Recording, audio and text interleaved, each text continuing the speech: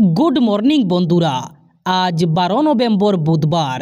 আজকের সকালের বরাক তথা সমগ্র আসামের গুরুত্বপূর্ণ খবরগুলি হলো: এবার অনির্দিষ্টকালের জন্য বন্ধ ঘোষণা করা হলো সমদল র্যালি এবং সভা। বিএনএসএসের 163 ধারা জারি করল মহানগর প্রশাসন। নিয়ম উল্লঙ্ঘন করলেই বিপদে পড়তে হবে নাগরিকদের। কঠোর আইনি শাস্তির বিধান দেওয়া হয়েছে। নিয়ম উল্লঙ্ঘন করলেই বিএনএসের 223 নম্বর ধারায় বিপদে পড়তে হবে। কঠোর শাস্তি প্রদান করা হবে। এবার গৌহাটি মহানগরের উপ আরক্ষী আয়ুক্ত ইমদাদ আলীর নির্দেশনায় এই জারি করা হয়েছে নিষেধাজ্ঞা। সব ধরনের র্যালি, সমদল এবং মারাথন নিষিদ্ধ করা হয়েছে। নিষিদ্ধ করা হয়েছে জমায়েত। এক জায়গায় 5 জনের বেশি মানুষ জমায়েত হতে পারবেন না। পরবর্তী নির্দেশ না দেওয়া পর্যন্ত এই নিয়ম কার্যকর থাকবে গৌহাটি মহানগরে। অরুণোদয় প্রকল্পে অনিয়মের অভিযোগ। এবার সরব হলেন উত্তর কাঞ্চনপুরের মহিলারা। উত্তর কাঞ্চনপুরের মহিলাদের অভিযোগ, তাদের এলাকায় মহিলাদের অরুণোদয় প্রকল্প পাইয়ে দেওয়ার নামে ঘুষ চাইছেন বেশ কয়েকজন দালাল। দালালরা তাদের হুমকি দিচ্ছেন, ঘুষ না দিলে তাদের নামে অরুণোদয় প্রকল্প বন্ধ করে দেওয়া হবে বলে হুমকি দিচ্ছেন। এ নিয়ে এবার রাস্তায় নামলেন কাঞ্চনপুরের মহিলারা। তারা অভিযোগ করে বলেন, দালালদের কারণে তারা বয়ে থাকছেন। তারা এদিন রাস্তায় নেমে প্রতিবাদে স্লোগান দেন, অরুণোদয় প্রকল্পের নামে দালালি চলবে না, অরুণোদয় প্রকল্পের নামে দালালি বন্ধ করুন। এইসব স্লোগানে এলাকা কাঁপিয়ে তোলেন মহিলারা। অরুণোদয় প্রকল্পে অনিয়ম রুখতে সরকারের দৃষ্টি আকর্ষণ করেছেন তারা। বাজারিছড়া থানার অন্তর্গত কঠামনির এলাকায় কটনপুরে মঙ্গলবার সকালে লঙ্গাই নদীর তীরে এক ব্যক্তির মৃতদেহ উদ্ধারকে ঘিরে এলাকা জুড়ে চাঞ্চল্য ছড়িয়ে পড়ে। মৃত ব্যক্তির নাম আব্বাস উদ্দিন, বয়স 47 বছর। তিনি স্থানীয় বাসিন্দা এবং পেশায় একজন গাড়ি চালক ছিলেন।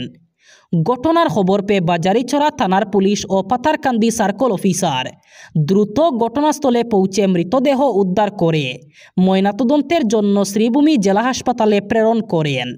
স্থানীয় সূত্রে জানা গেছে, আব্বাস উদ্দিন সোমবার রাতে বাড়িতে রাতের খাবার খেয়ে বাড়ির পিছনের লঙ্গাই নদীতে মাছ ধরতে যান। এরপর তিনি আর রাতে বাড়ি ফিরেননি।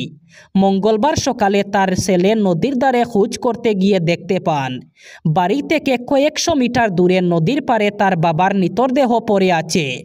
কান্নাকাটি শুরু হলে প্রতিবেশীরা ছুটে এসে ঘটনাস্থলে জড়ো হন এবং পরে খবর দেওয়া হয় বাজারিছড়া থানায়। লালু প্রসাদের দল আরজেডিতে ভোট দিতে বলেছিলেন স্বামী, কিন্তু তিনি ভোট দিলেন বিজেপিকে। আর এই ভুলেরই মাসুল দিতে হলো এক তরুণীকে। মারতে মারতে তাকে ঘর থেকে বের করে দিলেন স্বামী। এমনটাই দাবি করা হয়েছে সমাজ মাধ্যমে সম্প্রতি প্রকাশ্যে আসা একটি ভিডিওয়। ভাইরাল হয়েছে ভিডিওটি। ভাইরাল সেই ভিডিওয় দেখা যায় এক তরুণীকে মারতে মারতে ঘর থেকে বাইরে বের করে দিচ্ছেন এক যুবক। তরুণীর মুখে পিঠে ঘুষিও মারছেন। তরুণী প্রতিরোধের চেষ্টা করলেও সফল হয়নি। তাকে মারতে মারতে রাস্তায় বের করে দেন ওই যুবক। চিৎকার চেঁচামেচি শুনে বাড়ির বাইরে স্থানীয়দের ভিড় জমে যায়। পরিস্থিতি নিয়ন্ত্রণে আনার চেষ্টা করেন তারা। তাদেরই কয়েকজনের হস্তক্ষেপে শেষমেশ তরুণীকে ছেড়ে চিৎকার করতে করতে ঘরের ভিতর চলে যায় যুবক। সেই ভিডিওই প্রকাশ্যে এসেছে। ভিডিওয় দাবি করা হয়েছে ওই যুবক এবং তরুণী সম্পর্কে স্বামী স্ত্রী। বিহার বিধানসভা নির্বাচনে তরুণীকে আরজেডিতে ভোট দিতে বলেছিলেন তার স্বামী, কিন্তু তরুণী নাকি সেই কথা না শুনে বিজেপিতে ভোট দিয়ে আসেন। আর তা নিয়েই ঝামেলার সূত্রপাত। অসম জাতীয় নাগরিকপঞ্জি অথবা এনআরসি নিয়ে বিজেপির প্রাক্তন বিধায়ক শিলাদিত্য দেবের বক্তব্যে ফুটে এলো নতুন সম্ভাবনা।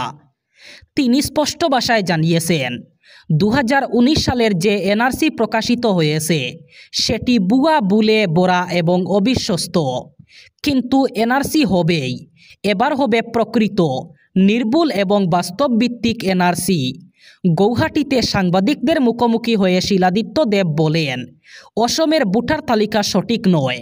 আমরা 80 লক্ষ বাংলাদেশি মুসলমান অথবা পূর্ব পাকিস্তানি মুসলমানকে ভারতীয় নাগরিক বানিয়ে ফেলেছি।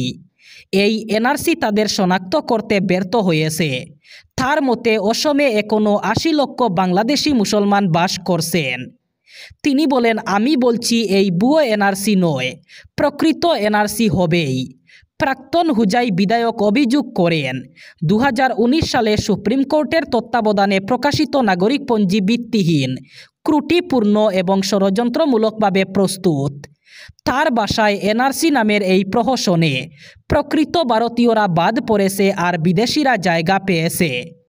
দিল্লির পর এবার পাকিস্তানের ইসলামাবাদ। মঙ্গলবার পাকিস্তানের রাজধানীতে ভয়ঙ্কর বিস্ফোরণে মৃত্যু হল ১২ জনের।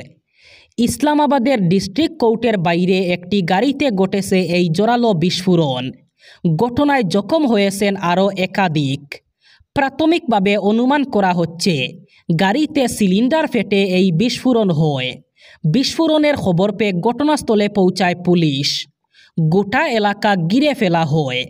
পাকিস্তানের সংবাদমাধ্যম সূত্রে খবর, এদিন দুপুর 12:30 নাগাদ ইসলামাবাদের একটি কোর্টের বাইরে পার্কিং এলাকায় দাঁড়িয়ে থাকা গাড়িতে বিস্ফোরণ হয়।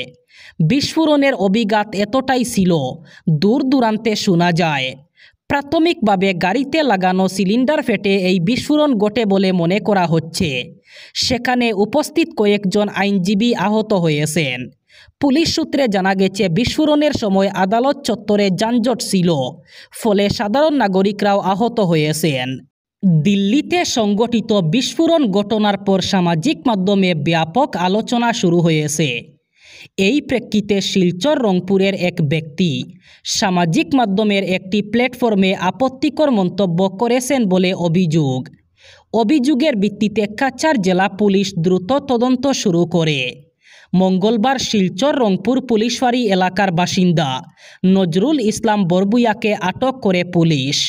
এক সাংবাদিক সম্মেলন করে কাছাড়ের অতিরিক্ত পুলিশ সুপার রজত কুমার পাল জানিয়েছেন, নজরুল ইসলাম বরবুইয়ার এই মন্তব্য আইনশৃঙ্খলা পরিস্থিতি বিঘ্নিত করার পাশাপাশি সামাজিক সম্প্রীতিও নষ্ট করতে পারে। এতে পুলিশের পক্ষ থেকে তার বিরুদ্ধে মামলা দায়ের করা হয়েছে। বর্তমানে তাকে জিজ্ঞাসাবাদ করা হচ্ছে এবং মন্তব্যটির পেছনে উদ্দেশ্য কী ছিল তা খতিয়ে দেখা হচ্ছে। উল্লেখ্য, সামাজিক মাধ্যম ফেসবুকে কোনো একজনের পোস্টে কমেন্টে লিখেছেন, ইলেকশন ইজ কামিং এহেড।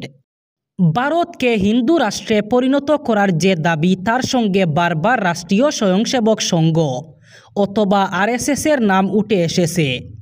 বিজেপির মাধ্যমে সংঘ সেই অভীষ্ট লক্ষ্যে পৌঁছানোর চেষ্টা করছে বলে অভিযোগ শোনা যায়। কিন্তু সংঘ প্রধান মোহন ভাগবতের দাবি, সংঘের কোনো রাজনৈতিক দল নেই। শুধু তাই নয়, মুসলিম সম্প্রদায়ের মানুষ সংঘে জায়গা পাবেন কিনা জানতে চাইলেও নিজের অবস্থান জানান ভাগবত। বেঙ্গালুরুতে সংঘের 100 বছর উদ্যাপনের 2 দিনের বিশেষ অনুষ্ঠানের আয়োজন করা হয়। সেখানে ভাগবত দাবি করেন, জাতপাত ধর্মের নিরিখে সদস্যদের মধ্যে বিভাজন ঘটায় না সংঘ, বরং জাতীয় ঐক্যকে সামনে রেখেই কাজ করে। সংঘে মুসলিমদের জায়গা হবে কিনা জানতে চাইলে তিনি বলেন, আরএসএস কোনো ব্রাহ্মণের জায়গা নেই, অন্য কোনো জাত, মুসলিম, খ্রিস্টান কারো জায়গা নেই, শুধুমাত্র হিন্দুদের আসার অনুমতি রয়েছে। মুসলিম হন অথবা খ্রিস্টান অথবা অন্য যে কোনো সম্প্রদায়ের সঙ্গে সামিল হতে পারেন, কিন্তু নিজের বিচ্ছিন্নতা বাইরে রেখে আসতে হবে। এবার বরাক উপত্যকার 3 জেলার আজকের আবহাওয়ার খবর। আজ 12 নভেম্বর বুধবার বরাক উপত্যকার 3 জেলায় শীতল আবহাওয়ার সম্ভাবনা। আজ শিলচর কাছাড়ে সর্বোচ্চ তাপমাত্রা থাকবে 29 ডিগ্রি সেলসিয়াস এবং সর্বনিম্ন তাপমাত্রা থাকবে 18 ডিগ্রি সেলসিয়াস। শ্রীভূমি করিমগঞ্জে আজ সর্বোচ্চ তাপমাত্রা থাকবে 29 ডিগ্রি সেলসিয়াস এবং সর্বনিম্ন তাপমাত্রা থাকবে 18 ডিগ্রি সেলসিয়াস। একইভাবে হাইলাকান্দি জেলায়ও আজ সর্বোচ্চ তাপমাত্রা থাকবে 29 ডিগ্রি সেলসিয়াস এবং সর্বনিম্ন তাপমাত্রা থাকবে 18 ডিগ্রি সেলসিয়াস। এই ছিল আজকের সকালের গুরুত্বপূর্ণ খবরগুলি। ভিডিওটি অবশ্যই লাইক করবেন এবং চ্যানেলটি সাবস্ক্রাইব করবেন।